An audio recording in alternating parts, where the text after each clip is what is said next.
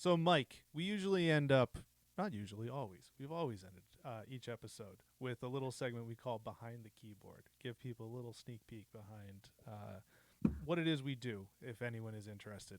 So far, viewership numbers suggest no one is. But I digress. Um, so, Logan, oh, we've lost Logan. We'll hopefully he jumps back in at some point. So for this week, Mike, the question I put to you and Logan, if he ever resurfaces, is, um, what was your welcome to covering sports moment? Kind of like that. What welcome to the NFL moment where you get a big hit, or someone gives you a big juke and breaks your ankles, and you're like, okay, this is different. I'm in the big time.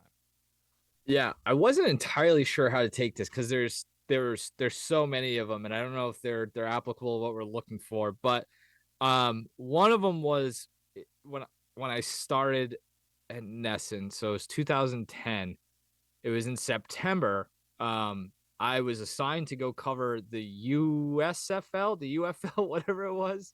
So I was down in Logan's neck of the woods covering the Hartford Colonials and the Sacramento. I wrote it down here. I forget what they're called. Mountain The Lions. Mountain Lions, and it was at Rentschler Field. It was like I said, September 18th, the day after my birthday. I was hungover as Happy birthday. shit and had to The drive. day before mine. Yes, exactly. So I had to drive from Newton, Massachusetts to wherever Rentschler Field is in Connecticut. East Um, Hartford. East Hartford, sure.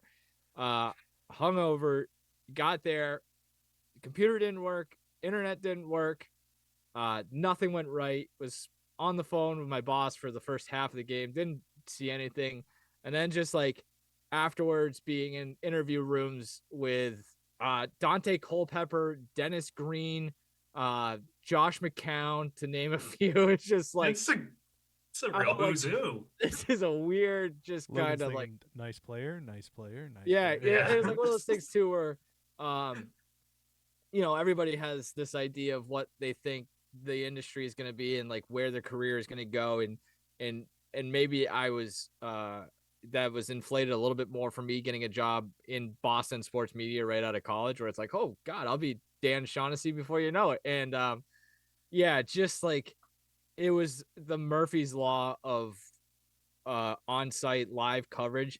And like I guess like the one thing too is that happens far more often than anyone realizes, where just like so many things go wrong, and the whether it's the game sucking, the your computer doesn't work, your Wi-Fi doesn't work, your boss is up your ass. Like there's just this idea of this utopian journalism covering games and events thing.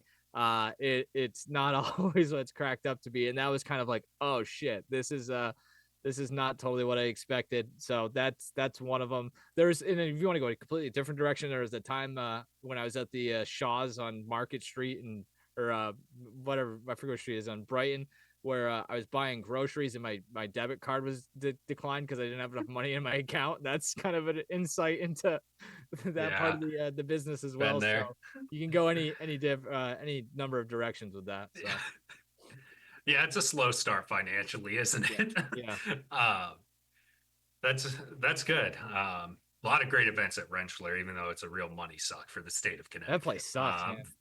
Yeah, that they don't know what to do with it. They're like, well, it only gets used for five Yukon football games a year. Yeah, this also was 15 years ago, so I don't want to judge Yeah, through the lens of 2010. I'm sure yeah.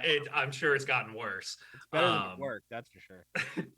so mine, Ben will probably understand this one a little bit more because it's Celtics related. So in 2016, that was the year I interned for Rob Bradford at Fenway all the time. So I knew the lay of the land very well down at Fenway. And then they started having me in the fall go and cover the Celtics. And I'd never covered the NBA before. I mean, I was a senior in college at that point, so I still really didn't know fully what I was doing. So I go to media day, and this is 2016. So they're at the old place in Waltham that you'll remember was literally inside like a gym. Like it was inside a, was it Boston Sports Boston Club. Fitness, Yeah, Boston Sports Club, the place that was bilking all those people during COVID. which was sick. Um, Yeah. yeah, but so I go there for media day, And then the next, and everything's on the court and it's all very streamlined for media day. And then the next day is the first training camp practice. And so Rob says, all right, just, go to the practice or whatever. So I'd never covered a practice before because they obviously don't really have them in baseball. So I'd only been used to the game environment. And I did not know how to get around this freaking place in Waltham at all. So I walk in and I'm looking around and I'm just trying to find the workroom. And there's someone standing there who's a Celtics representative, and he can tell that I'm like looking around. And I don't know what I said that gave him this idea, but he goes, okay, just sit tight here for a minute. We're waiting for a few more people. So I'm like, it's a little odd. And so then a few more people show up, and it's kind of like a mix of, it's all men. Some are, in their 20s, some are a little older or whatever. And so he goes and he starts walking us through this thing. And we're now sitting on the court. We're in these chairs in the corner, sitting in the corner. I'm like, this is all very fucking weird, I but think you like, were a I Make-A-Wish don't. kid. I was like, I don't know. Like, I've never covered a practice before. I don't know who any of these people are. And so I'm just like, and so I sit down and it's less than 15 seconds. I'm like, this is all fucking weird. And these doors fly open and Celtics practice just starts. Like, Brad Stevens is like, all right, here's what we're going to do. And like, I see Kelly Olynyk and all this stuff. I'm like, I'm not supposed to fucking be here. Like, I know for a fact, like, I cannot be here. And so I just got up and left. And so I like walked out the way that I came. And then I went and I sat in my car because I was like, I don't know what the fuck to do. Like, This is sorry, don't mind the language. I was like, I don't like, I still don't know where the workroom is. Like, I know that it can't be the way they take it. And so, and that's also the day that I learned that they don't make practice visible the entire time. Like, there's only the media portion of it. Like, I was prepared for none of this. And so eventually I saw Mark Murphy, who was covering the Celtics for the Herald and was one of the few people I just kind of like recognized, get out of his car and start walking into the thing. And so I was like, all right, I'm going to follow him. And he walked into the workroom and I found it and I never lost that spot again. oh, that gave me so much anxiety because like I've been through that. Like every time I go to a new place, it's why I'm not good at this job. Like it's a big reason for it. Like I don't like trying to have to talk to people to figure that type of stuff out. I'm I okay know. with asking Patrice Bergeron a question, but I'd Yeah. rather ask Patrice Bergeron why he passed when he should have shot than I am like asking a security guard where I need to go to do my job. I Yeah. have so much anxiety just listening to it. I know. I actually don't think I've ever shared that story. Like, I don't even think Rob knows that. Like, because I was so embarrassed. I was like, am I supposed to just know this? Like, was this and yeah, you're right. Like, I've got no issues in a press conference setting. I've got no issues in a one-on-one interview setting. But whenever I've had like credential mishaps or been in buildings where I don't know my way around, it scares the ever-loving crap out of me. And it's so easy to ask the question too. Like It's that's so the thing. easy. And those people are there to help. Yeah. Yeah, so that was literally my second day covering the Celtics, and I was so defeated, and I was just like, I don't know if I can do this. Like, I can't show my face at this place again. Like, All the good times. those questions you would have asked Kelly Olynyk. Yeah, Just hang on the No. vine forever. What was it like when, in the 3 seconds I saw Jordan Mickey dunking over you? Some names get post-traumatic stress. So for me, a little less illustrious than the Kelly Olynyk Celtics. So I was fortunate to be hired to my first career-related job directly out of college, which was great. It gave me a warped view of what this industry was going to be like. But I started in the spring, basically at the end of the school year. And so I was hired to be a high school sports reporter. And so I basically started covering, baseball and softball at the end of the school year. And, I don't know, like I being on the high school beat, I always tried to like introduce myself to like the coaches in our region early on, either through a phone call or I'd like come by a practice before the season started to just, ingratiate myself with them, introduce myself. But because of when I started, I didn't get to do that with the basketball teams.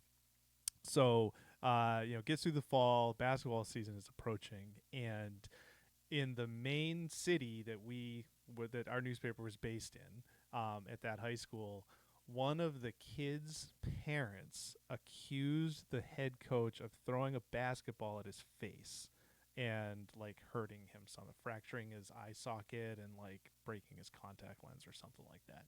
So I was like, well, this is great. This is supposed to be like the main guy I'm supposed to be like, you know, covering all season long. And that had to be my first thing, is taking this criminal complaint, a simple assault, and calling him up. And oh, I lost your guys' They audio. couldn't have a hard news person do that. No, not at all. So I had to. I called him. He didn't return my calls. I even went to practice, and he just decided he was not going to talk. And I was like, well, that's fine. I understand. Like, I get it. He's like, I don't have an attorney yet. He's like, so I can't comment. I was like, that's okay. I was like, just, you need to understand, I got to write the story, and all I have is a criminal complaint, so it's going in there. So he was like, yeah, you do what you got to do. He's like, you guys have already decided. And so from there, he decided that I was like on this kid's side. And so I published a story, obviously without his side, because he I added he didn't want to comment. And he got pissed at me for writing a slanted story. Came under the impression that me and this kid's family were like in cahoots to get him fired, and declared that he was not going to talk to me, like, ever, at any point. So even when I like went and talked and covered games, like, he would not talk to me. He would have like an assistant coach or somebody. And his argument, when he would tell me, he was like, I can't talk to the press. He's like, I'm under a criminal, like, I can't talk to the press. And I was like, well, that's not actually how it works. I was like, as the defendant, you can technically say whatever the hell you want. Like, it's the and so like so that was a lot of fun, because then every single time I walked into a gym where they're playing, it was under the knowledge that, like, this coach hates me. I have no idea how many of these high school kids that he coaches also hate me from him putting ideas in their heads. Half of the parents and people hate me because they're on the coach's side. Half of them hate me because they're on the kid's side, and they think that I'm probably like not doing enough to get this call for the coach to be fired. And so that was a fun season. And I think it ended the last, they lost in the playoffs, and the kids were like literally crying in tears because they had lost in the state tournament, like the state semifinals.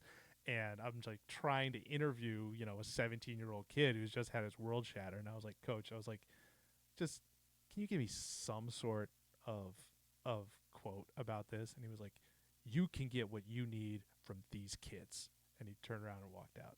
And so that season was just like all right, this is going to be awkward a lot. Yeah. Please don't put in the paper that I'm mad. That's tough. I love that you're like, Logan and I are just playing in the proverbial sandbox, and like Ben's doing hard reporting of like, he's basically day one on the basketball beat is day one on the local court beat. We're just like, I'm like, yeah, I went to UConn once, it sucked. So I would feel so sandbagged by that. Like, that's one of those things that's like, just get a news person to do it. Like, yeah, right. Not to say that the sports people shouldn't have to cover news when it's relevant, but if it's someone that you have no rapport with, someone that you're going to have to be around a ton, it's like for the purposes of not selling you up the river. But that's wild. But it was like, when I say it was like welcome to reporting, it was a welcome reporting moment to just find out like how much people don't know about the nature of this work, like we've talked before. Like me having like a criminal complaint and asking for your comment, it's not me. You know what I mean? Like, I'm not the one who is like bringing it. I'm trying to be fair to you by giving you a chance to respond if you want to. And his misunderstanding that like, oh, I can't talk to the press. I was like, no, that's why whenever there's a court case, like, you always hear all this stuff from the defense's side, because the defense can say whatever they want to the public and the prosecution can't. But yeah, so that was interesting. And but the bigger thing was the awkwardness, like you guys were talking about. It's just like, and I'm talking to, I got to go, like, it's halftime, and I'm just like going to talk to like the girl who like runs the scorebook for the team to like make sure I have the right amount of fouls.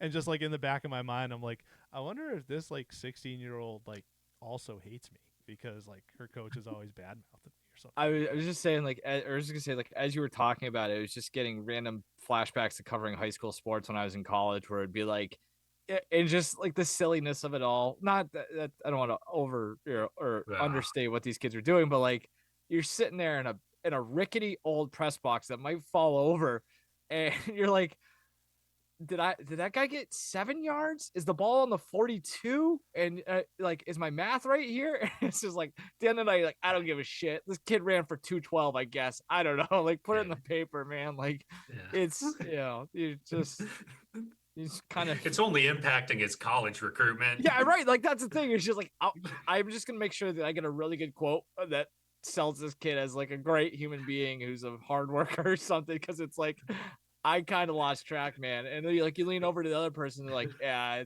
it looks about right. I'm like, all right, cool.